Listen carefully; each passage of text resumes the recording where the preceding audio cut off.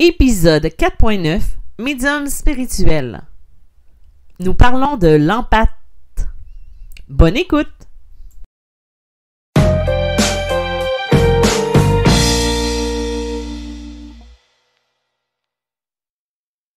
Bonjour, bienvenue dans ce nouvel épisode de Médium spirituel. Mon nom est Isabelle B. Tremblay, je suis auteure, médium, conférencière dans le domaine de la spiritualité et de la médiumnité. Aujourd'hui, le sujet que je voulais aborder, c'est un sujet que je n'ai pas encore beaucoup parlé. J'en ai discuté avec certains de mes clients. Le sujet est venu sur la table. Je voulais vous parler de l'empathie versus l'hypersensibilité, qui peuvent être deux choses complètement différentes. Parce que on peut être une personne qui est empathique, une empathe, et on peut être une personne qui est tout simplement hypersensible. C'est deux choses qui se ressemblent, mais qui sont différentes dans la façon de le traiter. Moi, je me suis toujours considérée plus comme une personne qui était empathique versus une personne qui est hypersensible.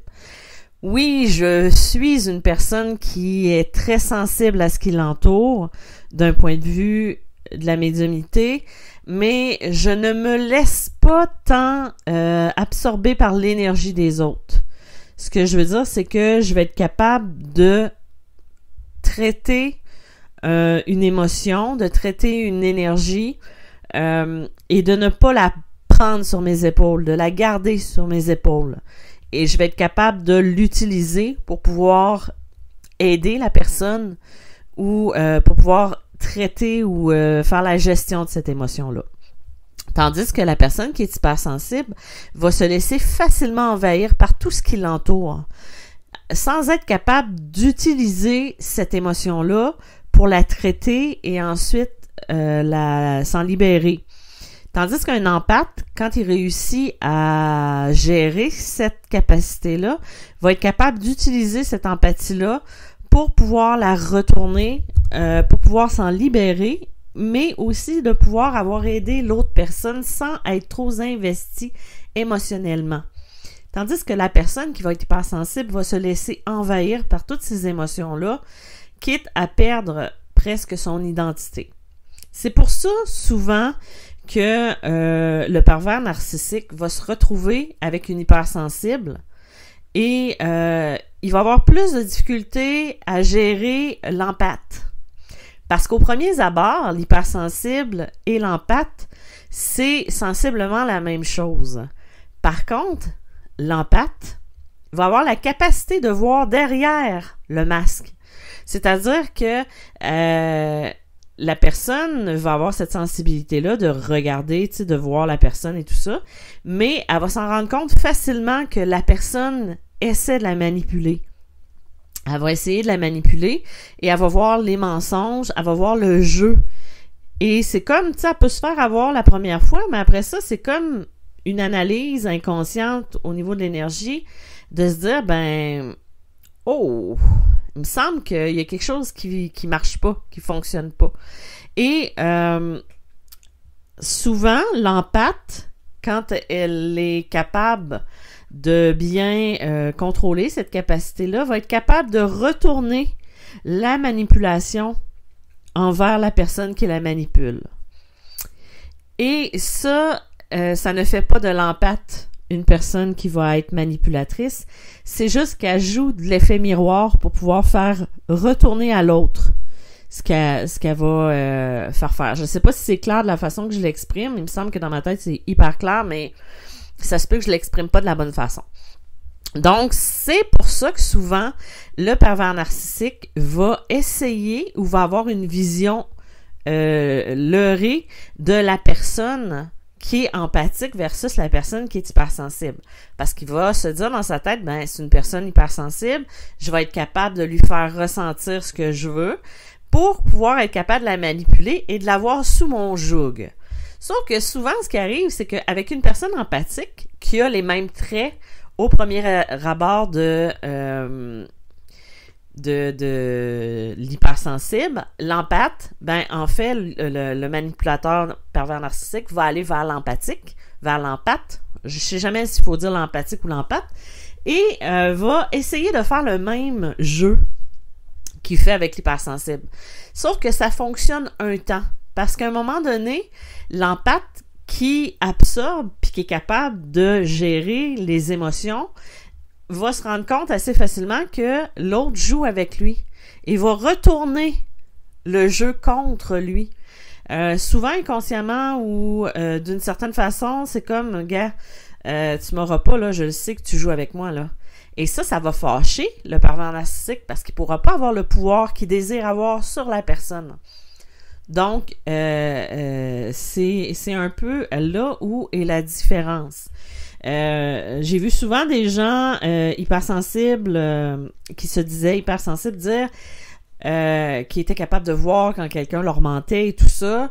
C'est pas le cas de toutes les personnes hypersensibles parce que justement ces personnes-là qui le disaient on voyait, en tout cas du moins de mon point de vue à moi, je voyais que les gens les manipulaient, certaines personnes les manipulaient qui étaient très proches dans leur vie, dont un couple qui était vraiment l'hypersensible avec le pervers narcissique et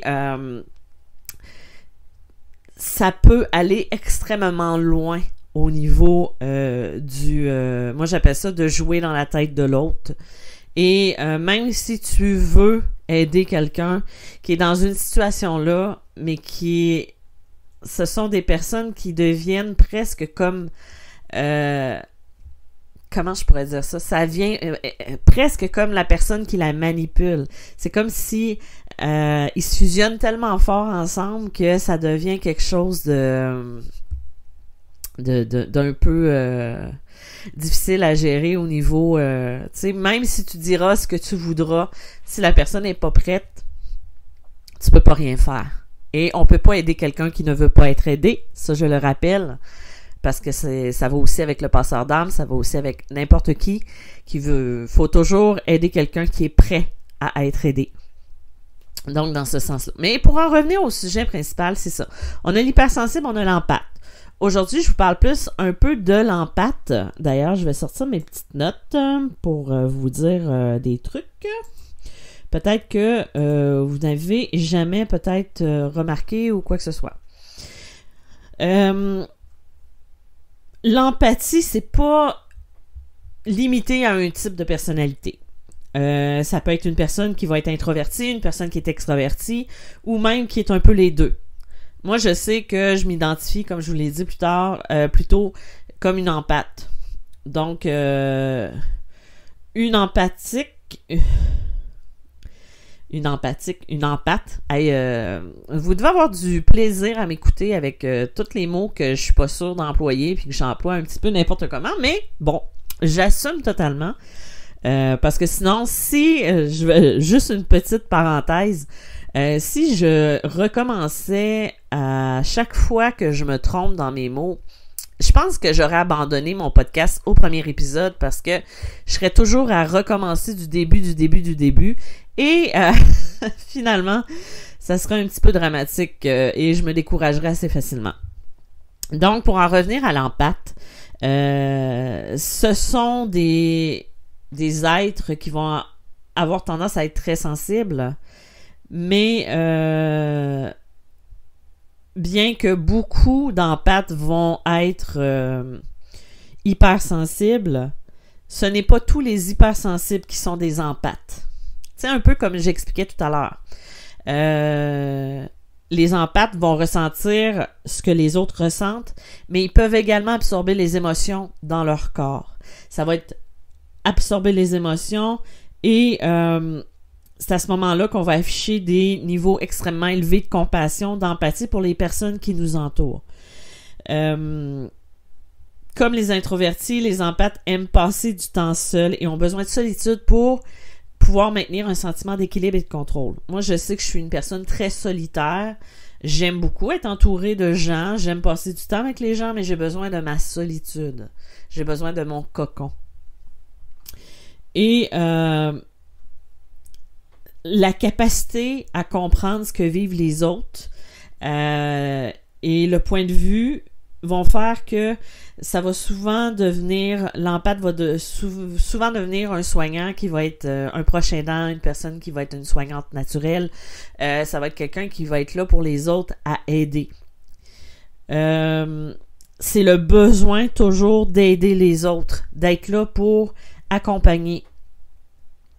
Ça va être beaucoup, l'empathe va avoir beaucoup de compréhension face à ce que l'autre fait, vit, sans être dans le jugement. Mais aussi, comment je pourrais dire ça? Il va avoir beaucoup d'intuition aussi. C'est comme on se laisse guider par l'intuition et aussi de ressentir et tout ça. Donc, les empathiques,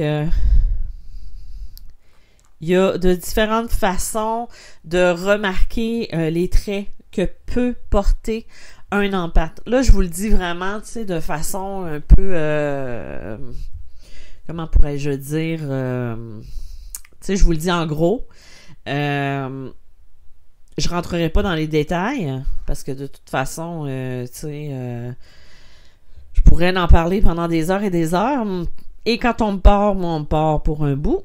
Donc, les empathes, les traits communs qu'on peut avoir un empathe, ça va être, comme je vous ai parlé au début, une personne qui va être très sensible, une personne qui va être, qui va ressentir beaucoup les gens autour. C'est sûr que si on vous a déjà dit de vous endurcir parce que vous êtes trop sensible, ben ça peut être un signe d'empathie, mais